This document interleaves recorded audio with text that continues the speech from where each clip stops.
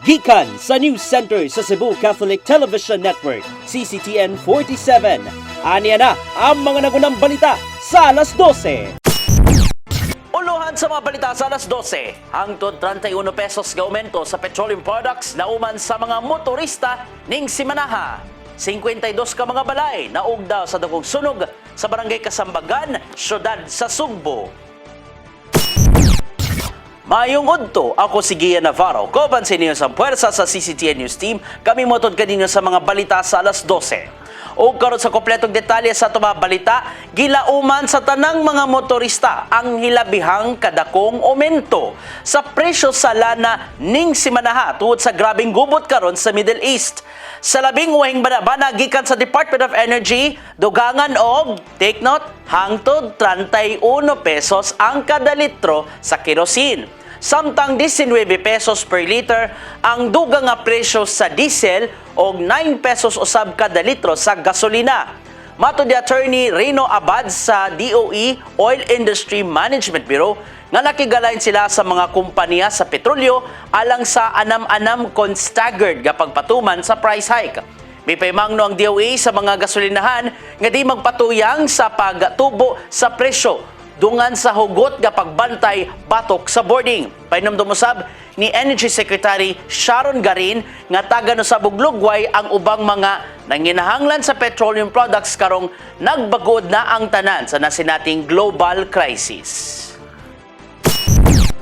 Giawag ni Cebu Archbishop Alberto Uy ang tanang katawhan nga magiusa sa pag-ampo aron mulurang naunta ang naitabong gera sa Middle East. Gihangyo sa Arsobispo ang mga Katoliko nga ilakip sa intensyon ang mga pamilyang nagkabuwag o nag-antos tungod sa epekto sa mga kagubot. Ilakip usab sa panalangin ang lain-laing mga lider nga unta malamdagan ang ilang unahuna o kasing-kasing sa himuong mga desisyon. Kini aron pilion ang dalan sa pagpakigdait inay nga ipatigbabaw ang ilang kagubot nga nakahasol na sa uban. Gidasig diuy ang tanang mga parokya dinhi sa Sugbo nga ilakip sa katilingbanong pag-ampo kon prayers of the faithful ang ilang santos nga misa alang sa kalinaw sa Middle East.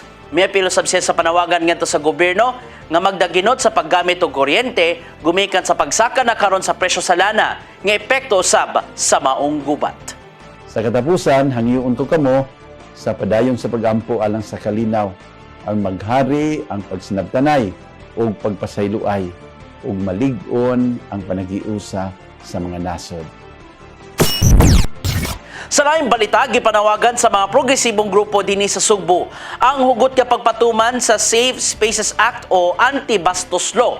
Ilabi na nga to sa mga elected nga officials sa gobyerno. Gipagi kini sa lihok protesta nga gihimo kagahapon sa dakbayan sa Sugbo isip pagsaulog sa International Women's Day kagahapon. Gikasagboyo sa nagkalain-laing grupo sa mga kababainan ang binuatan sa pipila ka mga politiko ug ubang personalidad nga nagbinastos sa mga babae at ubangan sa publiko. Gihimugatan sa Gabriela Cebu nga tahuron sa kanunay ang katungod sa mga kababainan sanglit gibudlay usab sila sa mga sulirang giatubang sa nasod. Gikan kini sa dili makatarunganong pagtratar kanila sa trabahoan o kalisod sa pamuyo, kumikan sa dagkong buhis. Dakog sunog gani ulbo sa Sitio Univille, Barangay Kasambagan ning syudad sa Sugbo, nibilin og dulaan 4 milyones pesos ga danyos.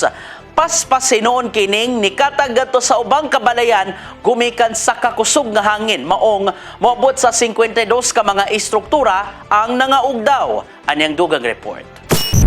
Nagkapuliki na lang ang mga nanimuyo sa Sitio Univille, Barangay Kasambagan, dakbayan sa Sugbo niadtong Sabado sa hapon. Gumikan sa niulbong dakong sunog.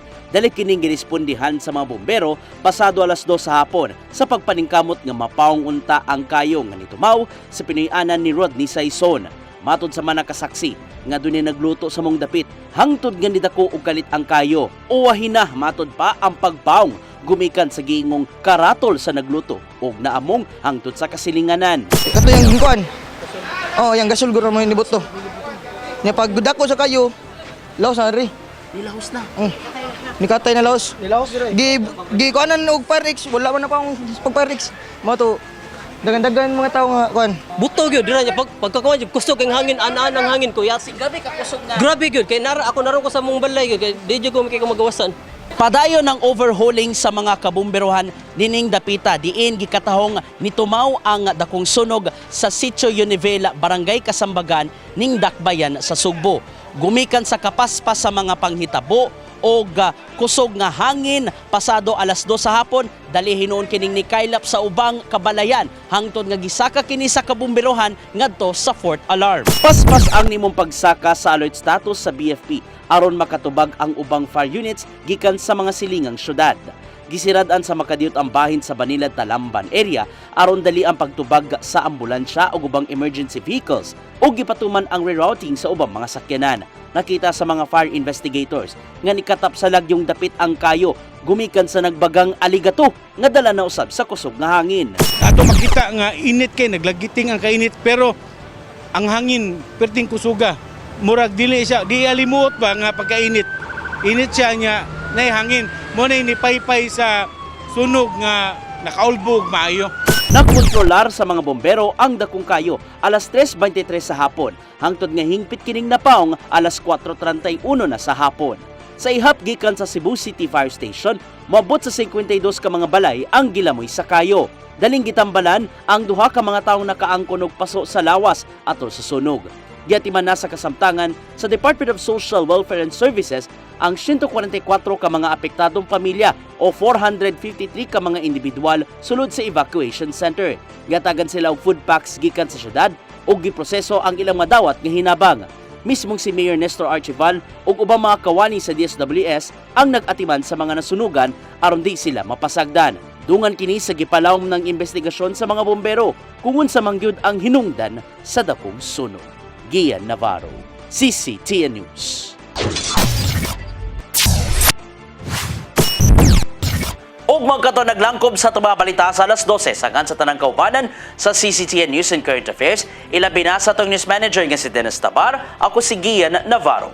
At ang iyang atong Saturday 47 karon ka ng alas 5 sa hapon hangtod na sa alas 6 sa gabi. Musunod sa Dimadugay ang Santos nga misa nga manukad live sa CCTN Chapel. Daghang salamat, daygo ng Dios.